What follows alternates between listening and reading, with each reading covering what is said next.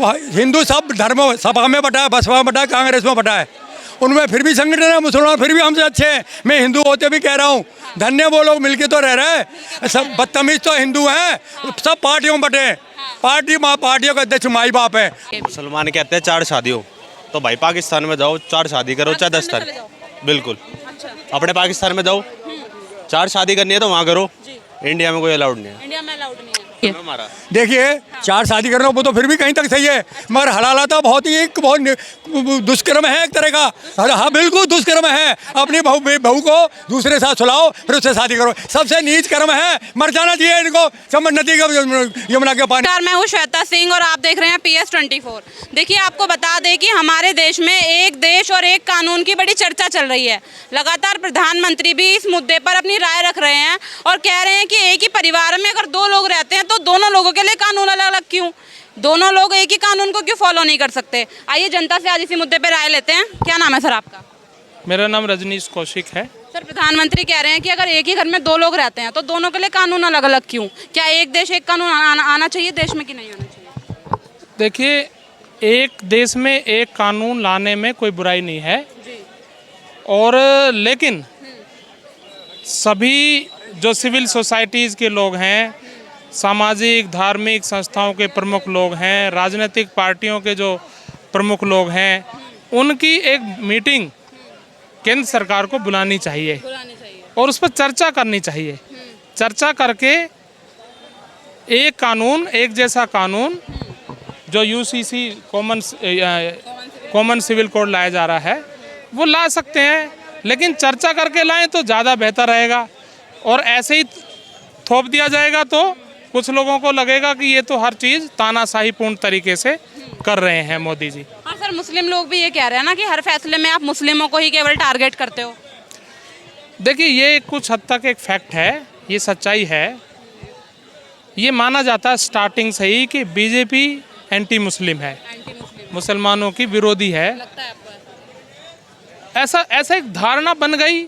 और धारणा भी क्यों बन गई? क्योंकि बीजेपी कट्टर हिंदुत्व के रास्ते पर शुरू से ही चलती रही है और जब कट्टर हिंदुत्व के रास्ते पे चलेंगे तो उसमें बीजेपी के ही नेता कुछ ऐसे स्टेटमेंट जब तब देते रहे हैं जो मुस्लिम के खिलाफ रही है, इसलिए मुस्लिम को लगेगा कि भाई ये तो हमारे खिलाफ हैं। लगता है आपको ऐसा कि है खिलाफ? हाँ लगता है। हालांकि मोदी जी को हम देखें तो वो ऐसी कभी स्टेटमेंट नहीं देते। मोदी जी ने तो उल्टा स्टेटमेंट दी कि मुसलमानों के खिलाफ बयानबाजी करना बंद करें। हाँ, लेकिन बाकी लोगों को तो वो संभाल नहीं पाते ना। बीजेपी के जो और ऐसे नेता हैं जो मुस्लिम विरोधी नेता हैं उनको वो नहीं संभाल पाते और इससे छवि बन गई है बीजेपी की। हाँ, कि जैसे कि वो मुसलमानों की विरोधी पार्टी है।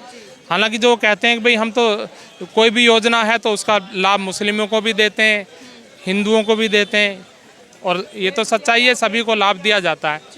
लेकिन होता यही है कि जो और नेता उनका खेल बिगाड़ देते हैं, वो छवि ओवरऑल बन जाती है एंटी मुस्लिम। आना चाहिए।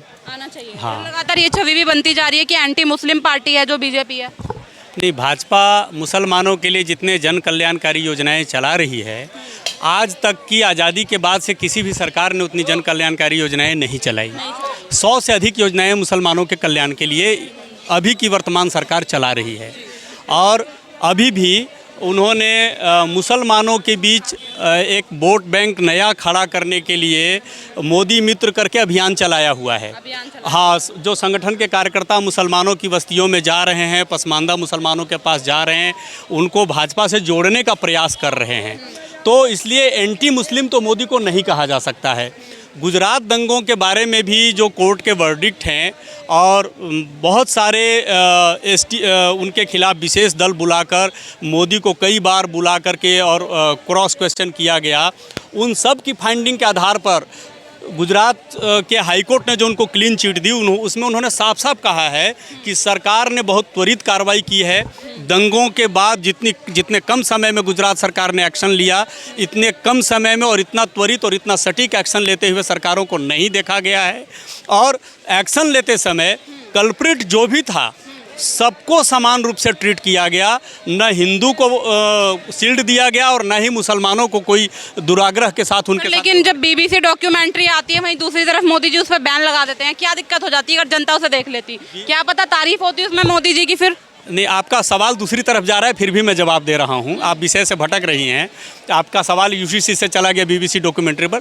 बीबीसी भारत के बारे में हमेशा दुराग्रहपूर्ण बातें करता रहा है, चाहे उनकी न्यूज़ रिपोर्ट रही हो। मैं बहुत छोटा था तब से रेडियो पर बीबीसी सुनता आया हूं और मुझे उस समय के सारे संवाददाताओं के अभी तक नाम याद हैं। शकुंतला चंदन और भारतेंदु हरिश्चंद ऐसे करके सारे जो संवाददाता उनके थे, मैं परवेज करके एक संवाददाता होते थे, वो सबके नाम याद हैं। बीबीसी के एक एक रिपोर्ट मुझे आज तक याद हैं। तो सर मुस्लिम भी तो ये बोल रहे हैं ना कि भाई हमारे हिजाब पे आप कमेंट करते हो, हमारी 4 शादियों पे आपको कमेंट करना है, हमारे हलाला पे आपको कमेंट करना है। बीजेपी की तो प्रवृत्ति बन चुकी है। नहीं, बीजेपी ने कमेंट नहीं किया, बीजेपी ने कमेंट नहीं किया। एक मिनट सुन, हमें भी बोलने दीजिए। बीजेपी कमेंट नहीं करती। बीजेपी के अंदर तो मुस्लिम नेता भी हैं और कई मुस्लिम नेता हैं, अलग अलग राज्यों में भी मुस्लिम नेता हैं। तो बीजेपी मुसलमानों के खिलाफ नहीं बात करती। बीजेपी पर मुस्लिम विरोधी होने का दूसरे लोग आरोप लगाते हैं। आप हिजाब पहनकर, जहां ड्रेस कोड हिजाब का नहीं है, वहां अगर भेजते हैं अपने बच्चियों को, तो कहीं ना कहीं आपकी मंशा है इस बात को विवादित बनाने की। उनकी मंशा है। वो उन्होंने किया। कर्नाटका में जिन लोगों ने किया, मुस्लिम संगठनों ने लड़कियों को हिजाब पहनकर कॉलेजों में जाने के लिए प्रेरित किया। भाजपा ने उनको प्रेरित नहीं किया। भाजपा ने उन पर विषय, अब जिस कॉलेज में स्कूल का ड्रेस है, आप बोलेंगे ड्रेस बदल दो। ड्रेस स्कूलों के, कॉलेजेस के ड्रेस कोड बनाया जाता है व्यवस्था के लिए, समरूपता के लिए, कि सभी जातियों के, सभी वर्गों के, सभी संप्रदायों के बच्चे एक रंग रूप में आएँ, एक ही ड्रेस कोड में आएँ। उसको भंग करने की आपकी मानसिकता, एक तरह से आप संविधान द्वारा बनाई हुई व्यवस्थाओं को चुनौती दे रहे हैं और ये चुनौती देना किसी भी तरीके से ठीक नहीं है। इसको भाजपा के ऊपर ब्लेम के रूप में नहीं देखना चाहिए। भारत में बनाई हुई कानूनी व्यवस्थाओं को चुनौती देने का प्रयास है, इस रूप में देखना चाहिए। ठीक है सर, क्या नाम हो आप? राजेश। ये बताइए, एक देश एक कानून की बात हो रही है, आपके हिसाब से आना चाहिए कि नहीं आना चाहिए? आना चाहिए। ऐसा विरोध करने के लिए तो आदिवासी भी विरोध करते हैं, सिख भी करते हैं, तो विरोध करने का क्या मतलब हुआ? आपने सवाल किया बनना चाहिए कि नहीं, मैं तो बोल रहा हूँ बनना चाहिए। इतना बड़ा देश है तो इतने तरीके के लोग रहते हैं ना, तो सबको आज़ादी होनी चाहिए अपने धर्म की चीज़ें मानने की। तो आप कैसे ऐसे एकदम से बदल दोगे सबके कानून? धर्म का मानना थोड़ी बात है, धर्म की मनाही थोड़ी है। ये वो जब बन जाएगी तो धर्म की मनाही थोड़ी हो जाएगी। अब ऐसे शादियाँ अभी अलाउड है ना मुस्लिम धर्म में, वो तो एक शादी हो जाएगी। ऐसा नहीं है। कितने शादी किए हुए हैं लोग, इसको तो हवा दी जाती है, ऐसी बात नहीं है। मेरी एक पत्नी है, मेरे बच्चे में उनको नहीं संभाल पा रहा। अगर अड़ोस पड़ोस के किसी लंबे सर्फ से, तो उसको अलग पैसा खर्च करूंगा, वो पैसा मेरी जेब में से कटेगा। 4 शादी करूंगा तो चारों पैसा डिवाइड हो जाएगा। आमदनी 18 और खर्चा 10 रुपये, तो चारों बच्चे, तो बच्चे अशिक्षित क्यों रह जाते? इसीलिए रहते। 4 शादी कर लो, उनके जो ढंग से लालन पालन नहीं हो पा रहा, धर्म क्यों मानने हैं उसको? अब मैं धर्म पर जा ही नहीं रहा कि सभी के लिए समान कानून। मेरी बात सुनो, ये क्यों चला था? पहले इन लोगों की पॉपुलेशन कम थी कि हम जो शादी, ये मुख्य कारण था, आपका नहीं है, सैकड़ों साल पहले का था, 1000 साल पहले का था। ये कोई बताते नहीं इसको। सुनिए एक सेकंड, तो पॉपुलेशन कम थी इसलिए वो ज़्यादा शादी करने की कहते थे, ये मेन पॉइंट था। सारे मुसलमान भी ऐसे नहीं है, एक मिनट में, सारे मुसलमान ऐसे नहीं है कि जो 4 शादियां करते हैं।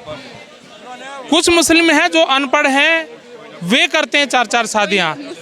मैं तो मैक्सिमम जो पढ़े लिखे मुस्लिम है ना, बहुत लोगों को मैं जानता हूँ, वो एक ही शादी करते हैं और बच्चा भी एक ही होता है उनके। एक से ज़्यादा बच्चे पैदा नहीं करते। पढ़े लिखे मुस्लिम जितने IPS IAS मुस्लिम हैं, उनके आप दिखा दो कि 10 बच्चे हैं किसी के। ये तो देखो क्या है, अनपढ़ता को हमें ख़त्म करना चाहिए।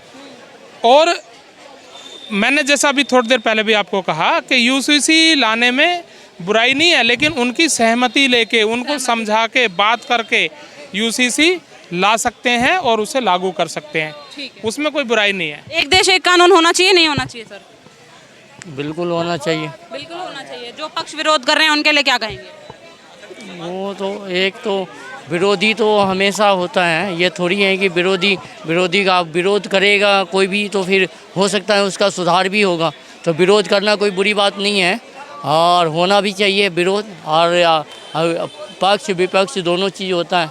जब पक्ष विपक्ष नहीं होगा तो ये तो फिर एक तरफा हो जाएगा ना।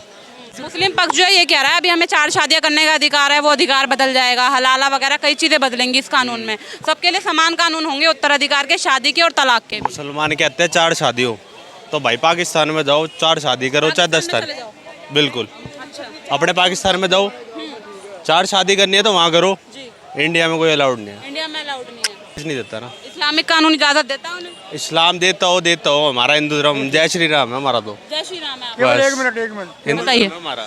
देखिए 4 शादी करना वो तो फिर भी कहीं तक सही है, मगर हलाला तो बहुत ही एक बहुत दुष्कर्म है एक तरह का। हाँ बिल्कुल दुष्कर्म है। अपनी बहू को दूसरे साथ सुलाओ फिर उससे शादी करो, सबसे नीच कर्म है, मर जाना चाहिए इनको चम्बल नदी के यमुना के पानी में। ये कह रहे हैं आप तलाक ही क्यों देते हो? तलाक दोगे तो सजा भी मिलेगी। बिल्कुल गलत है। जिसने बनाया वो बेवकूफ़ था, ऊपर चला गया, अब उसको लकीर का फकीर क्यों बन रहे हो? क्या समझ नहीं। पहले मैं साइकिल पर चलता था, उसके बाद स्कूटर पर, अब मोटरसाइकिल, अब 4 व्हीलर पर चलता हूँ।